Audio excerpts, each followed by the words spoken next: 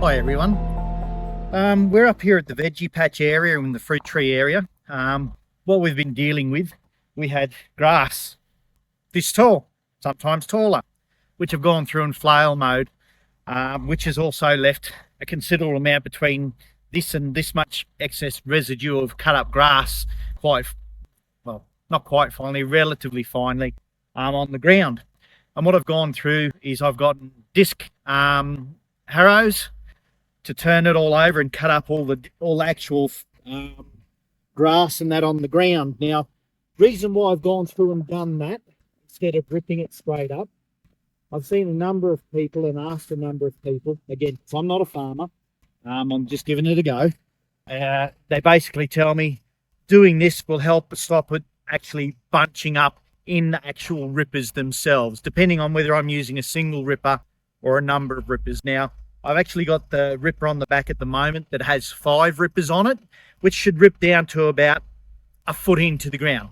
I actually don't want to really go much further than that. This ground is completely unworked. It's all virgin ground. I'm trying to get all of this material here that's on top of the ground mixed down and into the ground. But again, I'm literally with big discs only getting down that far, and they're 14+ inch discs. And as you can see on here, it's ripped up and chopped up into smaller pieces, and hopefully it'll make, with all the root systems, I should be able to just go through it. But again, there's quite a considerable amount of just leaf matter on top. I'm trying to keep all that good organic matter here and in the ground.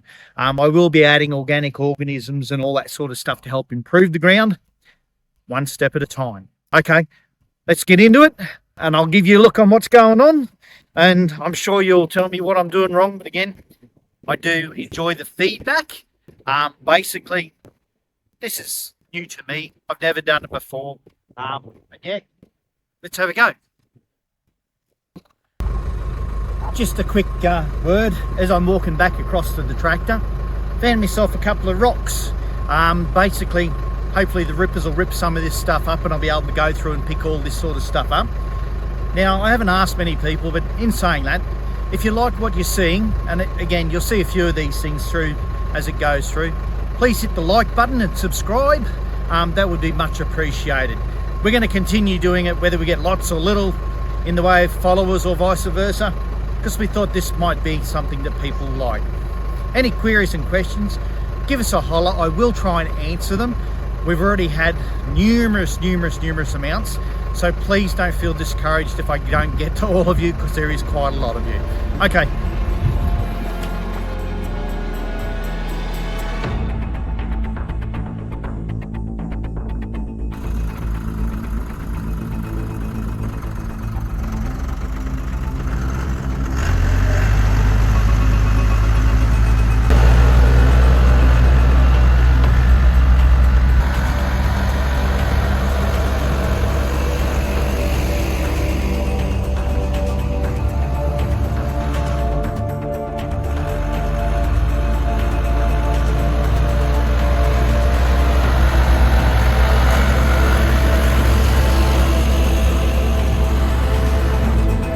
Okay everyone, I've just done the first couple of runs here at the moment. I've got a few nice bunches along the way where I've picked up considerably large sized rocks. Didn't go like I particularly wanted to, but again, I don't know what's under the ground, so again, I'm giving it a go. What I've got here at the moment, it's digging out quite nicely. It is a bit on the moist side. We have had a considerable amount of rain even this morning and over the past few days. Just here I've got a bit of a mound which I'm actually going to run the rippers through so I can pick up the mound and move it across into some of the hollow spots later on. But as we go a bit further up here, how they were saying about bunching up with the rippers as well, here's a spot where, because of the unevenness of the ground, the disc harrows didn't actually work as well as what I would have liked. But again, there's just some shit and junk in there. But up here a little bit further,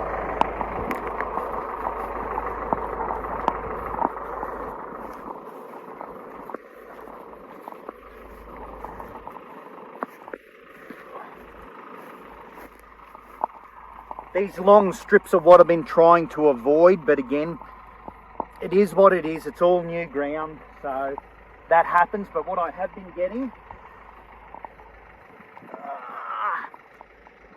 a couple of gibbers across the spot here. Again, the harrows will bring some of this to the surface, but I have to get a lot of this stuff out before I even put the tillers and all that in here, the mechanical tiller, to actually go through and do this and mix this up a bit better.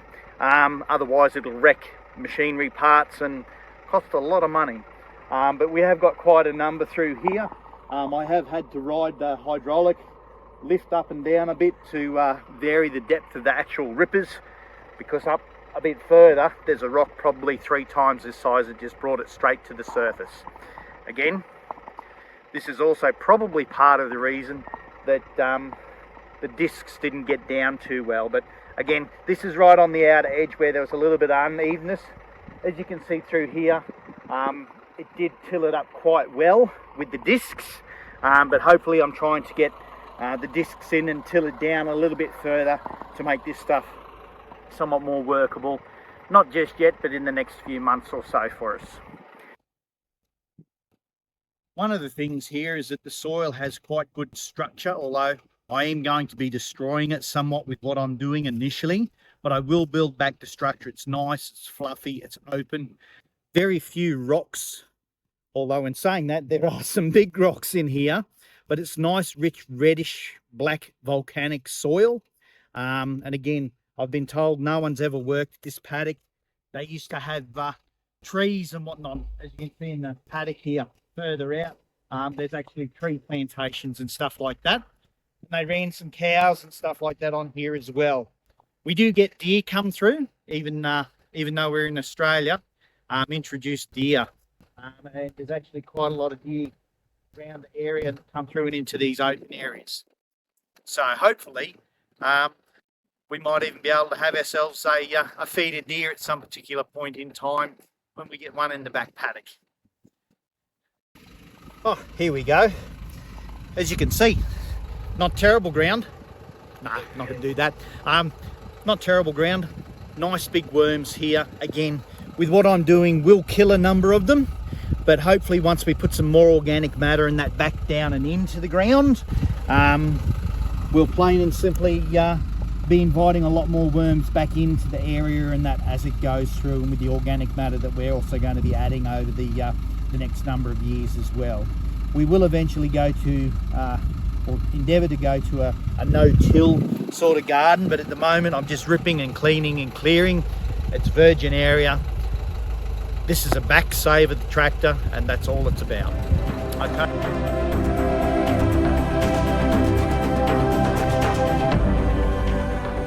Hi everyone.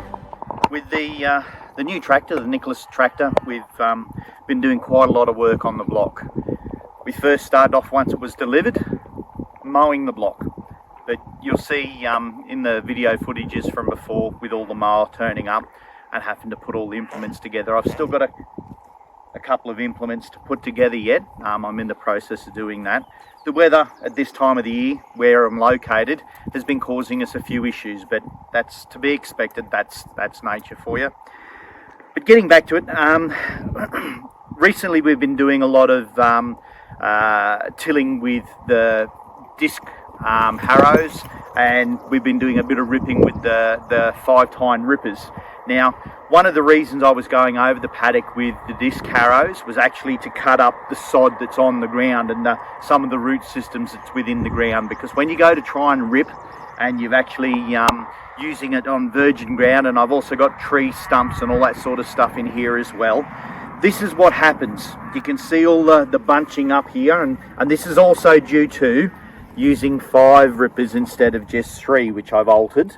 Now, I don't know a lot of people that know exactly how to use some of these implements. So what I'm going to endeavour to do with the machinery that we've got here as well, and more implements are going to be arriving over the next number of months and that as well, due to transportation issues on a global scale, let's just say. We're all prevalent to that one. These are the sorts of things I'm trying to avoid with doing the disc harrowing and that as well. But being that the disc harrows are only going down very marginal because the ground is completely unworked, It's never been done or chopped up or used in, like, well, I'd say nearly ever. I've been led to believe that they used to farm some trees. Hello, Jasmine. And all the girls here, we've got Jasmine, we've got Shimber, and we've got Princess there, just sitting there waiting patiently, watching to see if anything moves in the paddock. But as it goes along, what it comes down to, because the ground hasn't been worked, it's very, very hard to put the disc harrows down as far as what I need. But as you can see with rippers and that, you get, this is the root system to broom, and we'll show you some of that. But it's been quite a bit of a problem on this block. It's been let run rampant for a while, but we will change that over the number of years to come as it moves through. And then you get big clumps of grass, which, well, as you can see, they come up in big mats, not just with the root systems, but the clumps of grass as well. And this is what you try to avoid having happen while you use the disc harrows, generally first before you rip. I literally did this in a section here just to try and show you. You can see how much in the way of these big bloody clumps that have just come up everywhere. It literally just rips them up. But with the disc harrows, you can generally cut through them and slice them. In this section, none of that had happened. And here we go. Here's a bit of broom as well. As you can see, it's got the root systems and it's all still matted in there in the ground as well. Generally, it helps cut some of the root systems and that. But again, this ground has been unworked like forever. And you get all this sort of stuff, and some of these have got a good inch, some of them 2 inches depending on the spot on the block, stumps with broom and gauze across it as well. But we'll take you up the other end of the block where we're putting the vegetable patch, and we'll have a look at that and we'll show you what we've been doing. I'll just go grab the tractor and I'll see you up there shortly.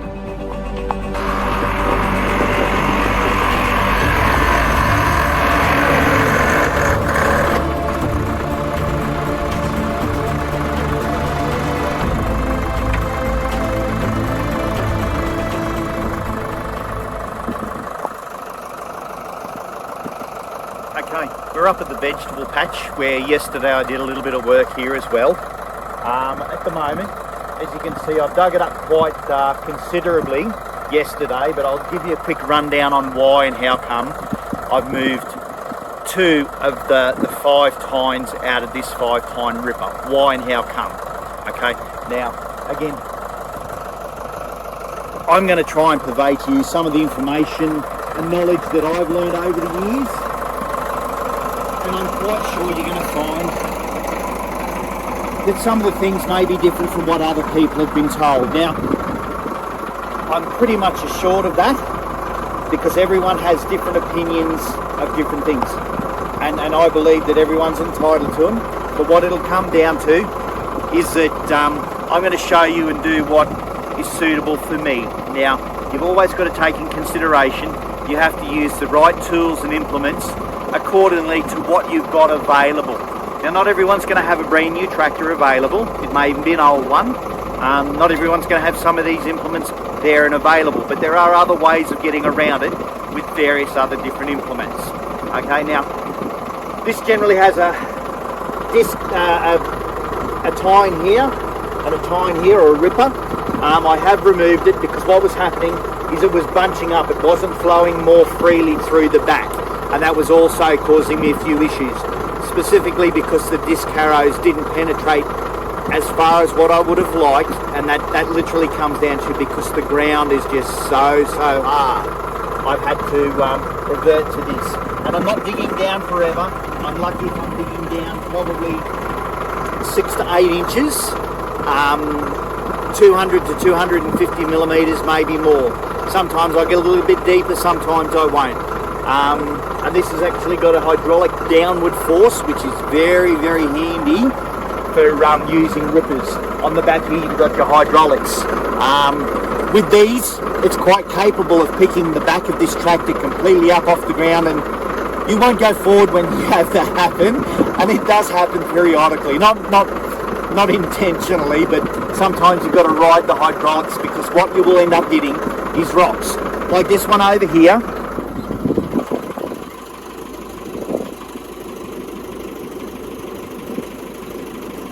nice decent sized rock covered in mud. Good on me, look at it. All it comes down to is that this is a smaller rock compared to some of them that are in here. And when these actually get hit by the rippers, it literally lifts some up and out of the way. But some of the rocks in here I'm going to have to go through with the backhoe at some stage and pull some out that are substantially larger than this and remove. But don't throw them away, put them in a pile. I'm sure you'll use them for some other purpose somewhere else along the line. Okay, well, with ones like this, eventually,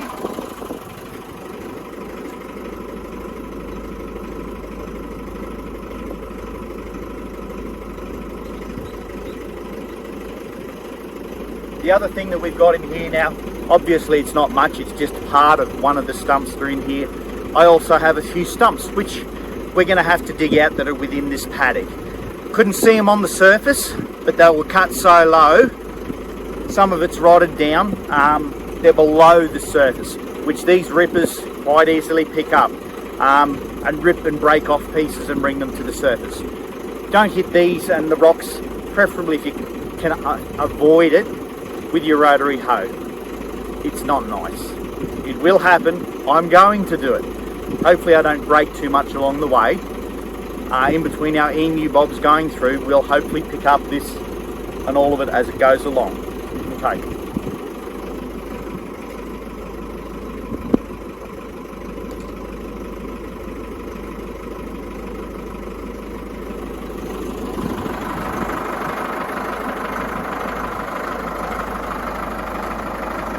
Make sure you keep a few extra rags on the tractor as well for checking your oil and things like that, which you should do every morning before you even start the tractor. Check that you've got good oil, not just for the engine but for the hydraulics and stuff like that that needs to be checked on a daily basis. But also so you can wipe your hands, because yeah, it's a bit inconvenient when you get it full of mud. You don't want to put it all over your machine where you don't have to. So what we're going to do now is we're going to go through and I'm going to show you what it looks like ripping it, although it will be somewhat easier because I've gone through here already doing all of this, but there are a lot of new areas that we will be doing that you'll see me doing it for the first time. Okay, so if you want to pay a little bit of attention on what and how we're doing it here, as we go through, we're actually going to gradually lower these down and into the ground, into the soil to the right appropriate depth, without spinning our wheels, although that might be a little bit hard because it is wet at the moment. So we can also keep forward motion and also ripping up as we go through.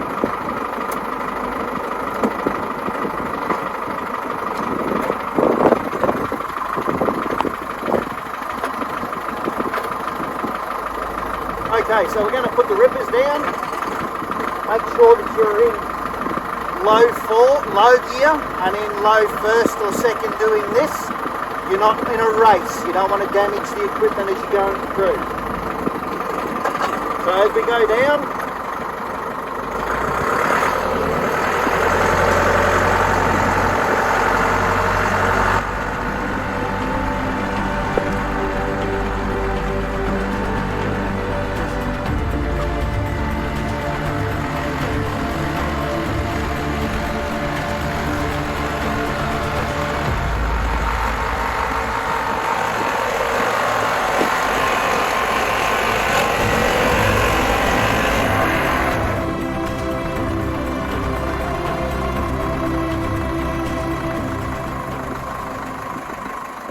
well, that was a dismal failure. As you saw, I actually spun more than I dug and I made a real big mess. It is definitely not the day to do this. And these are some of the things as well that you have to look at and do accordingly to your own knowledge or your own ability to have a look and judge what's going on with your soil. This is lovely volcanic rich orange slash maroonish black soil through here. It varies a little bit, but basically it is not a day today to do this. So what we're going to do is give it a miss today and we'll come back, fingers crossed, when we haven't had so much rain and it's dried out, because all I'm going to endeavour to do is one of a couple of things. Definitely make a mess, and if I get my tractor bogged out there, I'm going to have to go get a neighbour with a tractor or a truck to pull me out. And honestly, I don't feel like paying a carton just because I was stupid. Mind you, that's going to happen at some point in this process. Okay, talk to you soon.